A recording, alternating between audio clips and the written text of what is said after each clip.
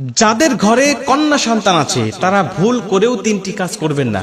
যদি করেন তাহলে মারাত্মক গুনাহগার হবেন, এবং যদি করেন তাহলে আপনার কন্যা সন্তান পথভ্রষ্ট হয়ে যাবে এবং আপনাকে আল্লাহ পাক ক্ষমা করবে না। এবং কন্যা সন্তান জন্মগ্রহণ করলে যে সওয়াবের কথা আল্লাহ রাসূল বলে দিয়েছেন, এই সওয়াব থেকে আপনি বঞ্চিত হবেন। কারণ কন্যা সন্তান একটা মানুষের জন্য, একটা বাবা মার জন্য শ্রেষ্ঠ নিয়ামত হিসেবে আল্লাহ পাক দান করে। কন্যা সন্তান এতটাই নিয়ামতপূর্ণ, এ যখন আল্লাহ পাক যার ঘরে পাঠায়, রহমত বরকত দিয়ে আল্লাহ পাক সেই ঘরটাকে পরিপূর্ণ করে দেয়। হযরত মূসা আলাইহিস সালাতু ওয়াস সালাম বলেছিলেন, আল্লাহ আপনি যখন কোনো ব্যক্তির উপরে সন্তুষ্ট থাকেন তখন কি করেন? আল্লাহ পাক বলেছিল, মূসা আমি যখন কোনো ব্যক্তির উপরে সন্তুষ্ট থাকি, আমি সর্বপ্রথম তাকে একটা কন্যা সন্তান তার ঘরে পাঠায় দিই। তার মানে এটা বোঝা যায় যার ঘরে কন্যা সন্তান আছে আল্লাহ পাক তার উপরে হয়তোবা কোনো এক সময় খুশি হয়েছিল, রাজি হয়েছিল, যার কারণে আল্লাহ পাক তার ঘরে একটা কন্যা সন্তান দান করে দিয়েছে। অতএব ভেবে নিতে পারি যে কন্যা সন্তান আল্লাহ পাকের পক্ষ থেকে একটি শ্রেষ্ঠ নিয়ামত হিসাবে আমাকে দান করেছে। অতএব এই কন্যাকে কখনো অবহেলা করব না। প্রথম নম্বর কাজ হলো, এই কন্যা সন্তান যাদের ঘরে আছে, এই কন্যা সন্তানকে আমরা অন্য কোনো পর পুরুষের কোলে দেব না। একবারে নবজাতক হলে সে বিষয়টা ভিন্ন, কিন্তু যখন আপনার সন্তান একটু বড় হয়ে যাবে, 3 বছর 4 বছর 5 বছর 7 বছর বয়স যখন হয়ে যাবে, এই কন্যা সন্তানকে কোনো পর পুরুষের কোলে দিবেন না। কারণ মানুষ, কিছু কিছু মানুষের চরিত্র পশুর থেকেও নিকৃষ্ট। আল্লাহ পাক বলেন, উলাইকা কাল আনআম বাল হুম আদল, এরা হলো চতুষ্পদ জন্তুর ন্যায়, বরং তার থেকেও নিকৃষ্ট। বর্তমান সময়ে আপনারা দেখেছেন, ছোট বাচ্চা থেকে শুরু করে নিয়ে 80 বছরের বৃদ্ধা পর্যন্ত কিন্তু কিছু কিছু মানুষের হাতে নিরাপদ নয়। অতএব আপনার সন্তানকে সবসময় লজ্জা, শালীনতা শিক্ষা দিবেন। অন্য কোনো পরপুরুষের কোলে আপনি বসাবেন না। এতে কি হবে? সে হোক ভালো, কিন্তু আপনার কন্যা সন্তানের লজ্জা শরম নষ্ট হয়ে যাবে। আল হায়া ও শু'বাতুম মিনাল ঈমান, নবীজি বলছে লজ্জা শরম হলো ঈমানের অঙ্গ। আপনার সন্তানের কিন্তু লজ্জা শরম ভাঙতে থাকবে। অতএব ছোট্ট থেকেই আপনি তাকে লজ্জা শিক্ষা দিবেন। এটা হলো ঈমানের একটি অংশ, এটা আপনাকে শিক্ষা দিতে হবে। কন্যা সন্তান কোনো পরপুরুষের কোলে দিবেন না, বসাবেন না। সোফায় বসে আছে, আপনি তার কোলে আপনার কন্যা সন্তানকে বসাবেন না। 2 নম্বরে, এই কন্যা সন্তানকে যখন বাহিরে পাঠাবেন তখন আপনি তাকে একা একা ছেড়ে দিবেন না। স্কুলে যাক, মক্তবে যাক, মাদ্রাসায় যাক, যেখানে যাক না কেন, আপনি তাকে একা ছেড়ে দিবেন না। আপনি নিজে তাকে রেখে আসবেন, আবার আসার সময় তাকে নিয়ে আসবেন। এটা আপনার দায়িত্বের মধ্যে পড়ে।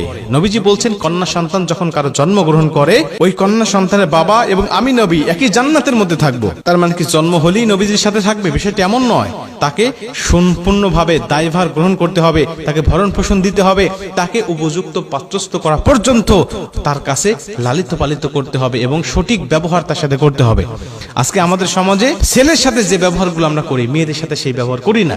ছেলেদেরকে যত ভালোবাসি, মেয়েদেরকে আমরা সেরকম ভালোবাসি না।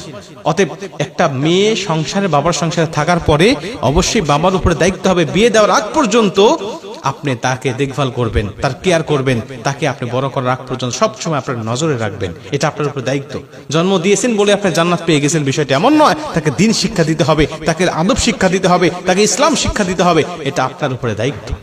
মুসলমান ভাইরা আমার, 3 নম্বরে নবীজি বলেন, যখন তোমার ঘরে কোনো কন্যা সন্তান থাকবে তখন তুমি তোমার কন্যা সন্তানকে 2 চোখে দেখতে পারবে না। তোমার সন্তানকে, তুমি ছেলে সন্তানকে এক চোখে দেখো, আর তোমার মেয়ে সন্তানকে তুমি অন্য চোখে দেখো। এমন কিন্তু দেখলে তোমার কিন্তু চলবে না। আজকে আমাদের সমাজে দেখা যায় অনেক বাবারা আছেন, তারা ছেলেকে খুব গুরুত্ব দিয়ে থাকেন।